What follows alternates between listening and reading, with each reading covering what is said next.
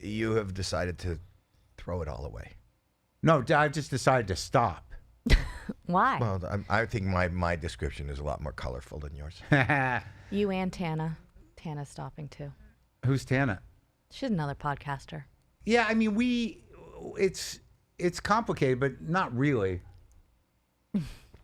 We've been doing this 16 years. Right. We were an audio podcast. We remained an audio podcast for a reason, because we believe in audio, and we're audio guys, and my producer's an audio guy. And, my podcast was never really just about generating content. There was a certain mission to it, and each one is pretty unique and pretty high quality in terms of what happens on them. And I think my producer and I, and it's always been just the two of us, we're not part of a network. We're not part of we just do the work. And I think we've grown to see it as a body of work that we haven't really lost our audience. And I don't know, we're just kind of, we did it. Why do you have to keep going? This was simpatico between you two? Yeah, that was the way it would go. He's always been my, 50-50 partner, and we just always had an agreement that, whoever says we're done, we're done. Wow.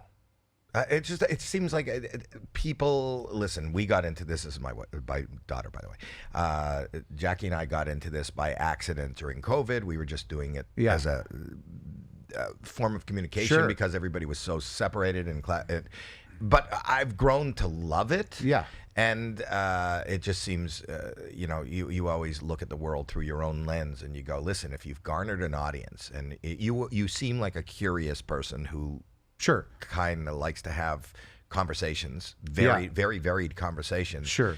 It's like you haven't talked to everybody. Mostly. I mean, we've talked to a lot of people. I know. I do like the conversation. I don't know what the impact it'll have on my social life or my psychological life, but we've been doing 2 new episodes a week, totally new episodes for 16 years, no breaks, and I don't know.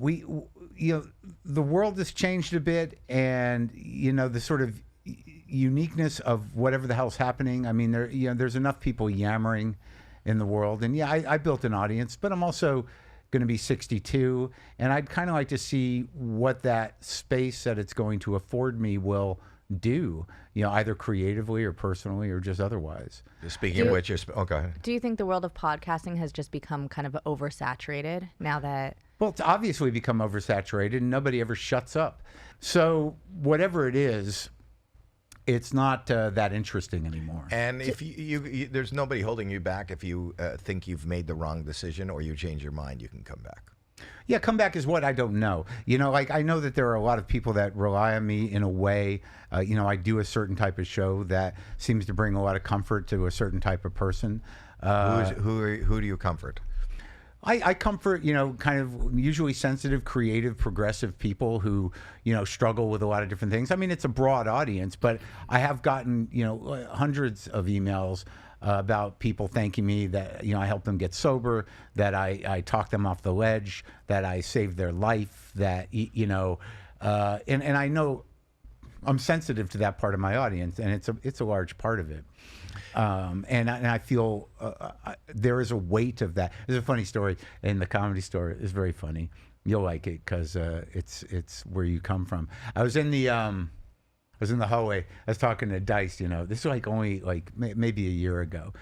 Dice is Dice. I love him, and he's sort of like, yeah, I'm gonna do the garden. Whatever the hell. That's all gonna happen. And we're just having the conversation. He's talking at me, and. A guy walks up to me. He goes, I'm sorry to interrupt you guys, but Mark, listen, I was going to email you. It's really amazing. I'm seeing you in person. I just want to, I want to thank you, for what you do, the podcast. It really got me through a dark time, and I just, I really appreciate it. I'm very grateful to you. I just wanted to say that. Thanks. And I'm like, I'm glad to help out, buddy. And he walks away. And Dice says, I never get that. Yeah, you're the reason I lost my job. You're the reason I got kicked out of school. You're the reason my wife left me. That's a great story.